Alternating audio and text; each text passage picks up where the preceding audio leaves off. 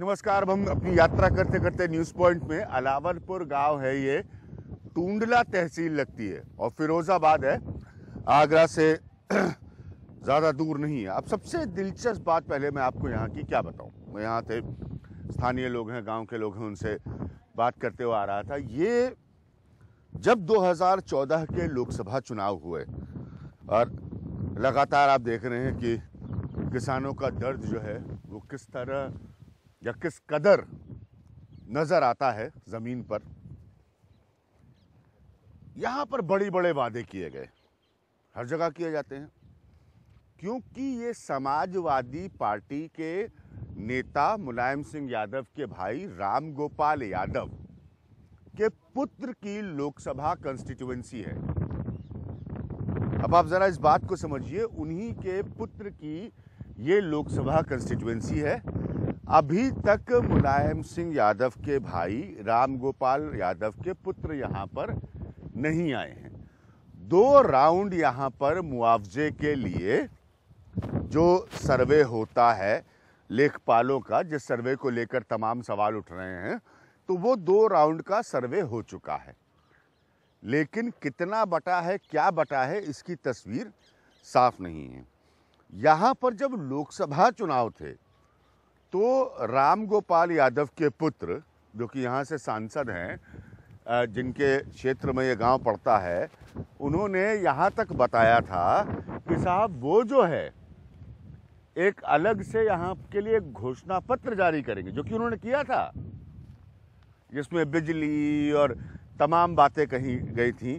खेत आप देखिए, खेतों का हाल अब सब आपके सामने है।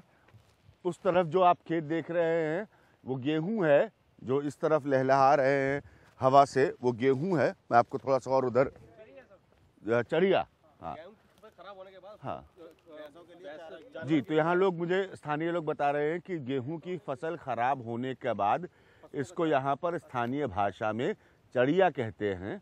और अब ये वो बचा हुआ है, यानी कि वो जो कि पशुओं को खिलाने के लिए, और ये भी बहुत बड़ा मसला है, क्योंकि अगर पशु नहीं होंगे, पशु के खाने पीने का इंतज़ाम नहीं होगा, तो क्या स्थिति बनेगी। तो ये उनको खिलाने के लिए अब ये बुआई हो रही। तो पहले गेहूं था, एक मिनट यहाँ आके बताना ना भैया हमको, आप आओ जरा, आप किसान हो ना। तो पहले ये गेहूं था, अब इसको उसी के हिसाब से कटाई करोगे आप?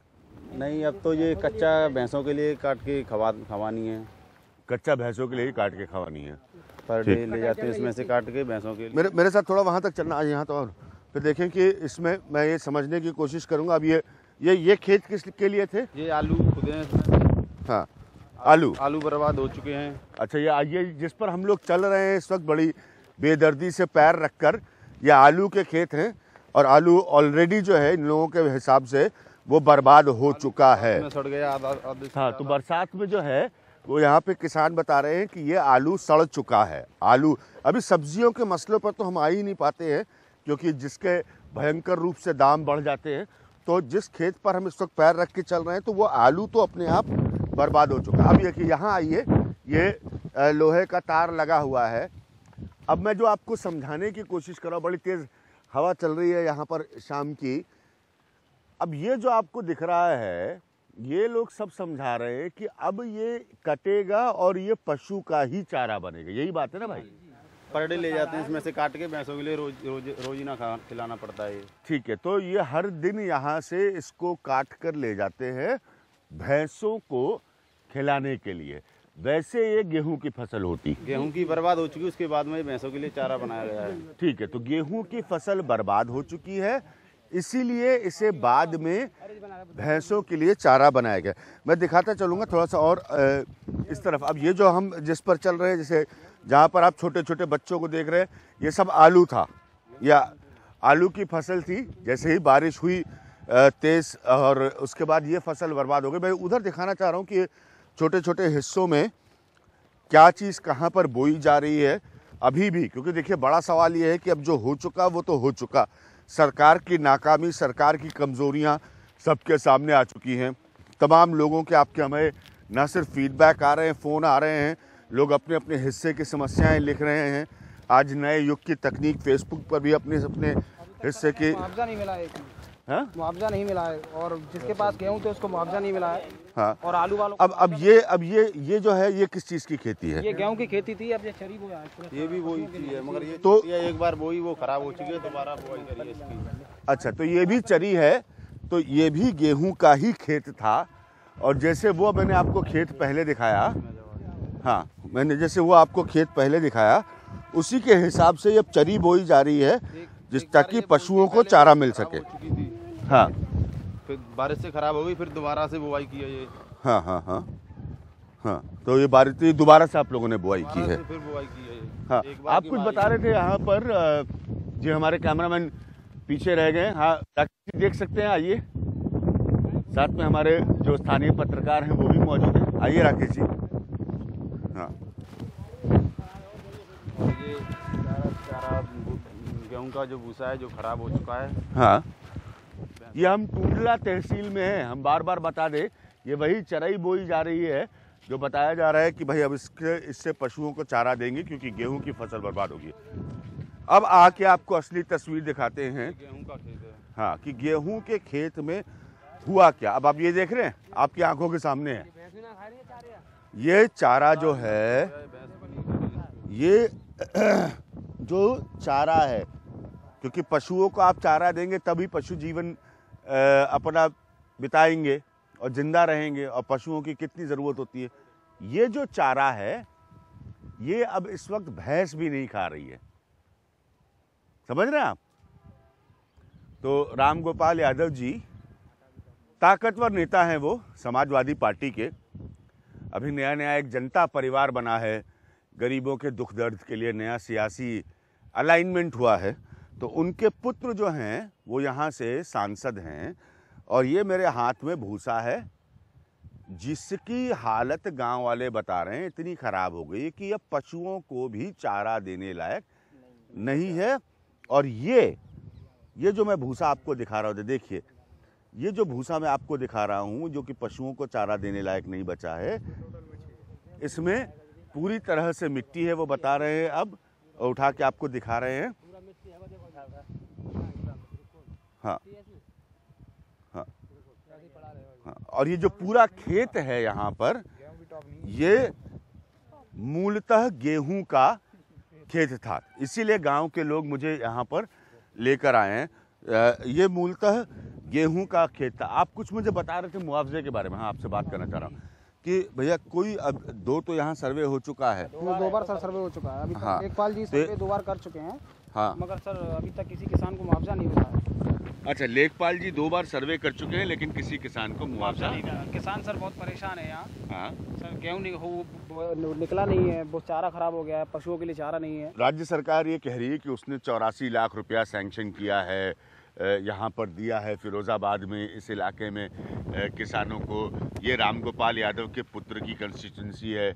मुलायम सिंह यादव के परिवार से बहुत कम लोग जीते थे लोकसभा चुनाव में, उनमें से एक ये सीट है, ये जान लीजिए, जहाँ मैं खड़ा हूँ। तो पहले आपको मैंने नरेंद्र मोदी सरकार के मंत्री और सांसदों की तस्वीर दिखाई। अब ये अखिलेश यादव की गवर्नमेंट है यहाँ पर। मुलायम सिंह यादव जो है एक बहुत बड़े कुनबे के अब जनता पार्टी के नाम पर नेता बने हैं। वो उनके वरिष्ठ साथी मुलायम सिंह जी के, उनके भाई समाजवादी पार्टी के, उनके कंस्टिट्यूएंसी की तस्वीर दिखा रहा हूँ। मुआवजा नहीं आया, नहीं आया है मुआवजा। पक्का आप कह रहे हैं? पैसा खत्म हो गया, ये बताते नहीं। पैसा ही खत्म हो गया साहब। ये बताते हैं पैसा खत्म हो चुका है। पैसा खत्म हो गया। जब भी मांगने जाओ बोल देते हैं पैसा ही नहीं है, पैसा खत्म हो गया है, मुआवजा कहाँ से मिलेगा, तुम्हारा तो कोई नुकसान ही नहीं हुआ। और यहाँ सर देखिए कितना नुकसान हो गया है, किसान रो रहे हैं। नहीं, वो कह रहे हैं कि 50% से ज्यादा जिसका नुकसान हुआ है उसको, उसके लिए 84 लाख रुपए फिरोजाबाद में। तो बटा ही नहीं, यादवों को ही मिला है, सिर्फ यादव क्षेत्र में यादवों को ही मिला है। हाँ, ग्राम सभा हमारी बटाई नहीं, बिल्कुल आपकी में बटा ही नहीं। बिल्कुल नहीं कर रहे। जाटों को तो पूछ ही नहीं रहे हैं, वो तो जाटों को तो बिल्कुल उन्होंने अलग कर दिया कि जाट तो है ही नहीं टूडले में, ये कह दिया उन्होंने। कोई नुकसान नहीं है, बिल्कुल कोई जाटों को नुकसान तो नहीं। ठीक है, आप कह रहे हैं यादवों को ही मिला, ये आरोप आप लगा रहे हैं। हाँ, मैं क्लियर आरोप लगा रहा हूँ सर, यादवों को ही दे रहे हैं। तो क्लियर ठीक है, अब देखिए यहाँ पे ये जातिगत समीकरण का भी मसला आ गया। नसीम हमारे साथ, हमारे पत्रकार मौजूद हैं। भाई ये क्या कहानी है, मतलब इतनी हाई प्रोफाइल उत्तर प्रदेश की सियासत के हिसाब से सुन लीजिए, बहुत हाई प्रोफाइल कंस्टिट्यूएंसी है।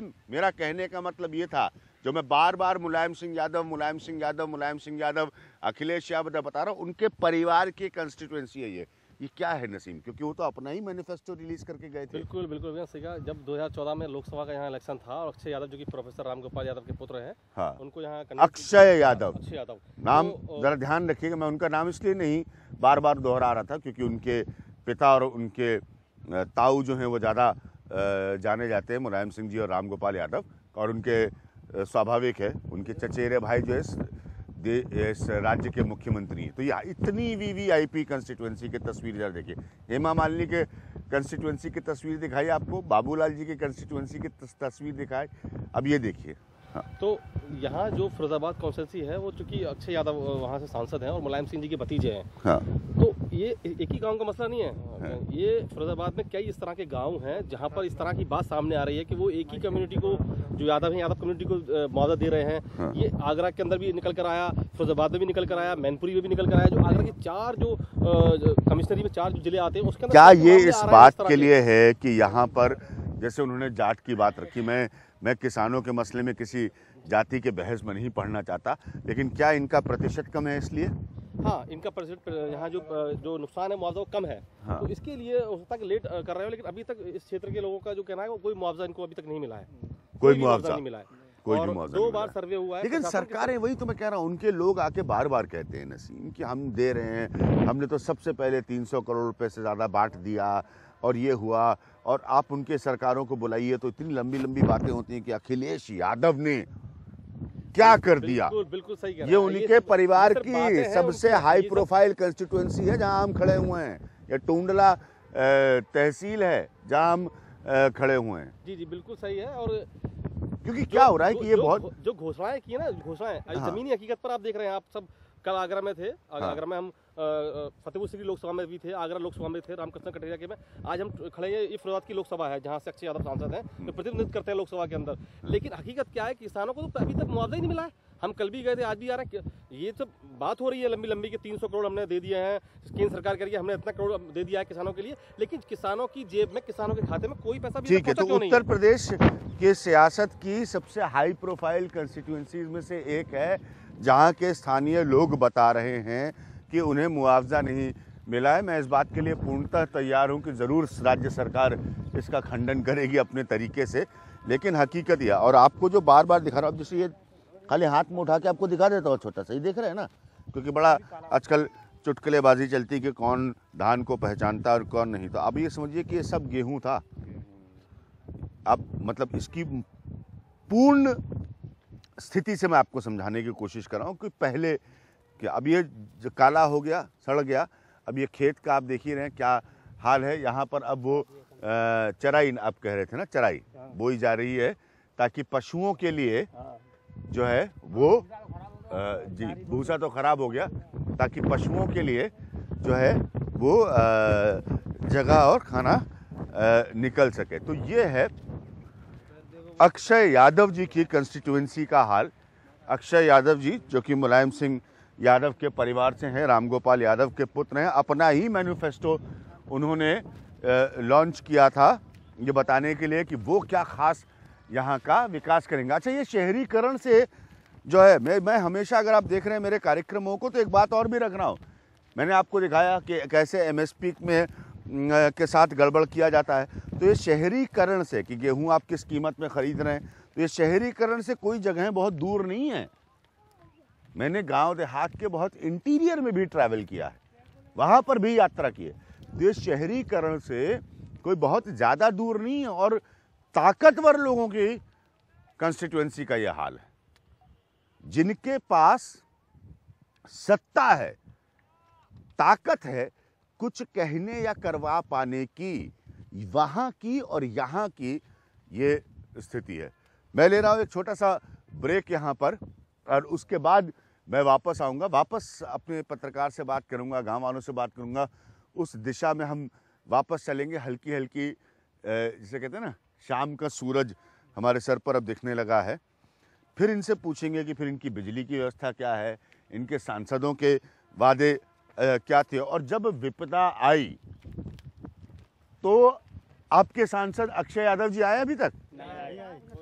कोई नहीं है, हाँ, नहीं आए, अभी तक नहीं आए। नहीं आए साहब। कभी नहीं आए वो। सिर्फ वोट मांगने आए थे, उसके बाद उन्होंने इलेक्शन से पहले आए थे, सिर्फ उसके वोट बाद मांगने में आए कोई थे, नहीं आया है। उसके बाद नहीं आए कोई कभी? नहीं आया, अच्छा, उसके बाद नहीं आए, अभी तक कोई नेता नहीं आया, अभी तक कोई नेता नहीं आया। तो चलिए देखिए, लेखपाल भी नहीं आया कोई, हाँ लेखपाल सर्वे कर गए, लेकिन ठीक है। तो अब ये है कि कोई नेता नहीं आया।